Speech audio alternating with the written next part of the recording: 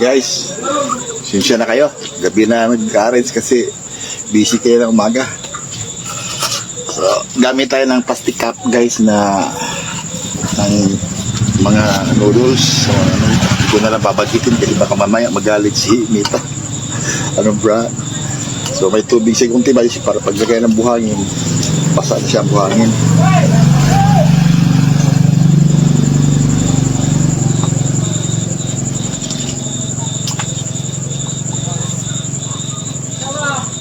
Kaya natin nilalagyan ng buhangin guys para pabigat. Pag mahangin-hangin hindi ba siya mabuwal.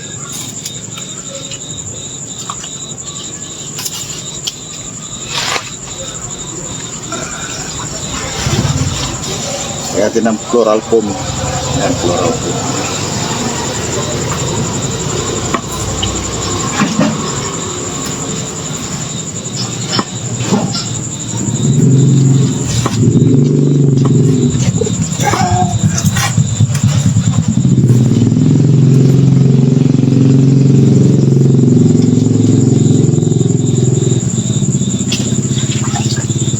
Guys,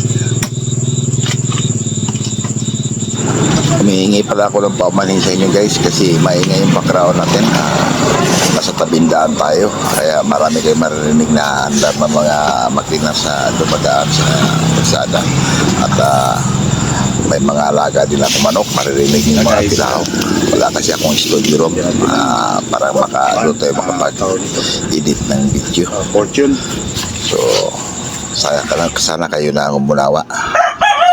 So paglagay ng dahon sa Fortune guys, siyempre gugupitin natin at parang i-balansin natin yun. Ang design na to lang sa Fortune guys. Ang design natin sa Fortune ay pa-slanting bawat gilid. Parang tatsulok ang dating guys sa bawat side. Paglagay natin din yan sa guys, sa Fortune, dapat hindi makikita yung floral foam. Takpan natin, parang hindi sagwa.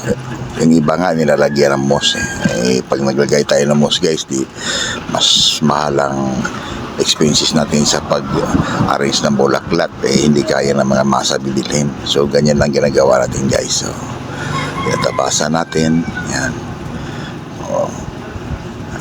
Sustudublihan natin guys, parang hindi tayo magastos sa bulaklak. Paupuin natin yung bulaklak sa mga berde-berdeng dahon, parang hindi gaano marami ang bulaklak may lagay. At least makakatipid tayo sa bulaklak. So ang presyo niyan magiging abot kaya sa mga masa. So ayan guys, tingnan mo. Yan, makikita nyo yan mamaya guys, na kunti na lang yung paglalagyan mo ng bulaklak, parang ano siya titingnan, maganda tingnan niya guys. Yun siya guys, ang background. Ganyan, so background pa lang guys, ayos na siya pag-aring. So dagdagan pa natin ang dahon ng pugahan guys para lalo medyo lalo pa siyang kakapal yung background at kukunti na lang ang espasyo para sa bulaklak na pinaka-main attraction natin. Ayan. Ayan, may pugahan na. So saka mo ngayon ilalagay yung bulaklak. Yung bulaklak na yun guys, banda. Ay mahalang banda, per petals ang bili namin. So tinalian natin ng floral tie wire, parang buo siya, hindi maghiwalay-hiwalay yung mga petals niya. So pagtusok lang mo sa bulaklak guys, balansihin mo lang na maayos pagkalagay yung mga petals at parang maganda siya tingnan. So yan, makita nyo yan mamaya ang finished product yan guys. Malapit na yan matapos yan.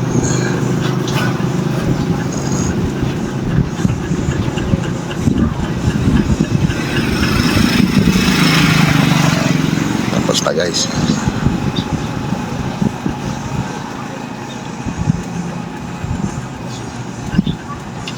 So ayan na yung finished product guys.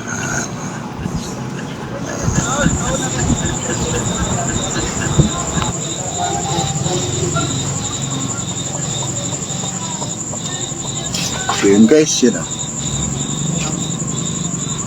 Mura lang yan guys. 50 lang yan. Yan.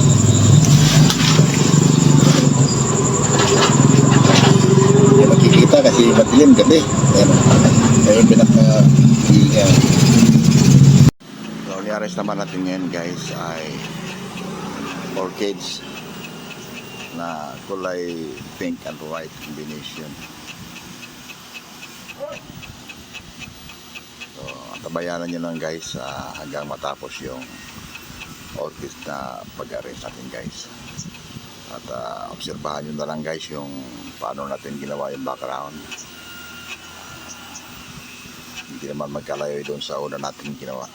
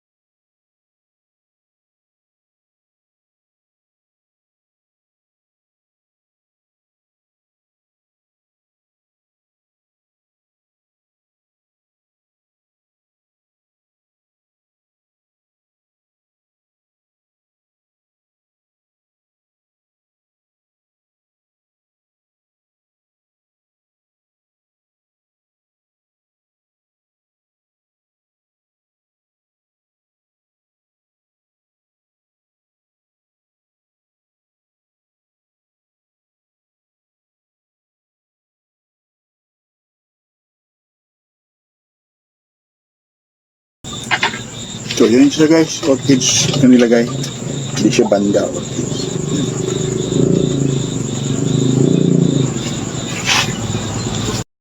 So dito guys, ang i-arrange naman natin ito ngayon ay rose na naman. So panoorin nyo lang guys, ganun din ang sistema, paglagay ng foam. At hindi naman tayo mag-iibang design dahil kung magagawa pa tayo ng ibang design at dagdagan natin ng mga ibang colorate, hindi na kaya abot ng masa ang presyo, tataas yan. So maganda rin ganito, simple na lang guys para abot kaya nilang halaga, makapaghalat sila sa mga namayapang kamag-anak nila sa sementeryo. At itong design natin guys, pwede rin naman ito pang altar kung saan niya ilalagay sa mga santo. So yun guys, ang tabayanan lang hanggang matapos.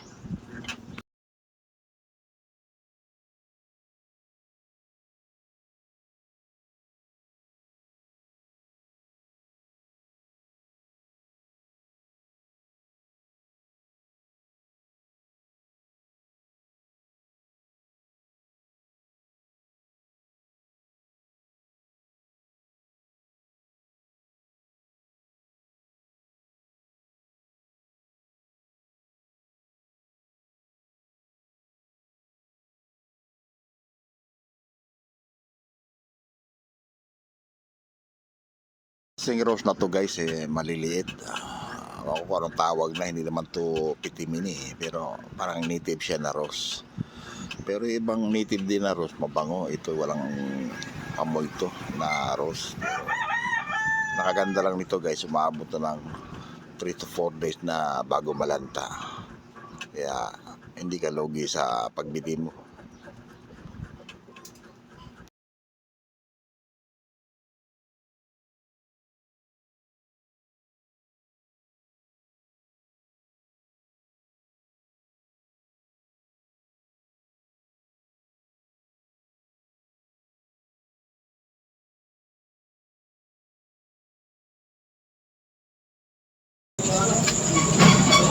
So, yun siya guys, so, rose. Yan.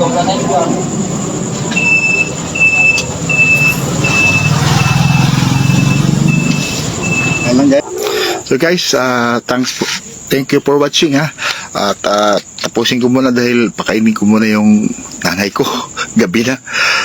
Okay, maraming salamat sa panonood. Sana huwag kayo magsawa sumuporta sa akin. Thank you. Bye-bye. Good night.